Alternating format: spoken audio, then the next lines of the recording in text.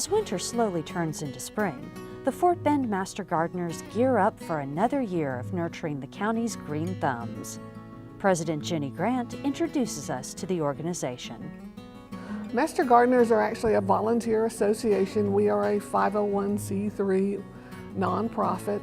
We are the educational outreach arm of Texas A&M AgriLife Extension Service. We support them because we have volunteers and our manpower helps expand their educational efforts.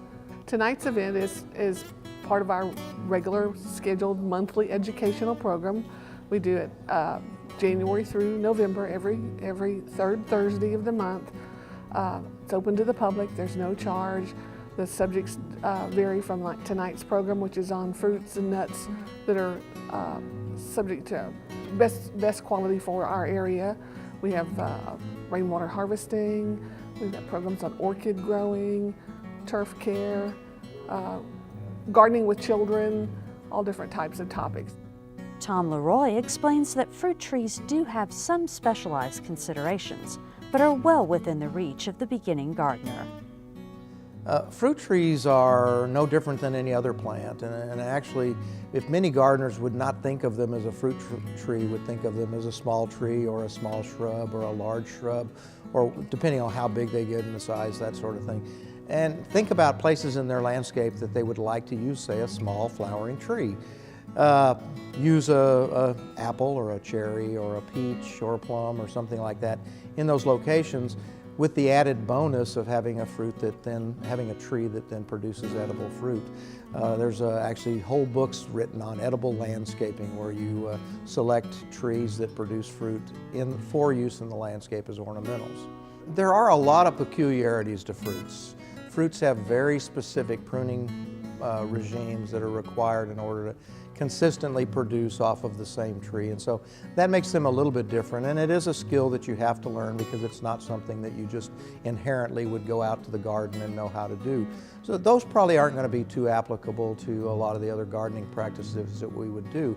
But if you look at growing any plant, the fertility, the water, one of the key things on being successful with fruit is, of course, the proper variety selection. One of the worst things that gardeners do is they buy fruit trees as an impulse purchase. They're standing in line at the lumber yard and they see a rack with a bunch of fruit trees or bushes on it, and they say, oh, I'm going to have one of those. And quite often those are not the varieties that really perform best in Fort Bend County. So variety selection is really key. The Fort Bend County area has some really nice soils in it because of the Brazos River, the alluvial soils, the red soils that are here are very deep, well drained, fertile, making it a really nice place to grow pecans and many of the fruit trees. We can grow a pretty wide range of fruit trees, but because of the mild winters here, many of the what we traditionally think of as the high-quality temperate fruit trees, the things that would come from Michigan and Washington and places like that, have a little bit of difficulty here because we just don't get enough cold in order to set flower buds well and that sort of thing. So we're having to grow southern varieties that have been developed specifically for the South that are low chill, and they're not always the highest quality fruit trees that can be grown, but they can still do very, very well. For more information about upcoming Master Gardener events, including plant sales and ongoing programs and services, visit their website at www.fbmg.com. For Great American Pastimes, I'm Stacee Hawkins.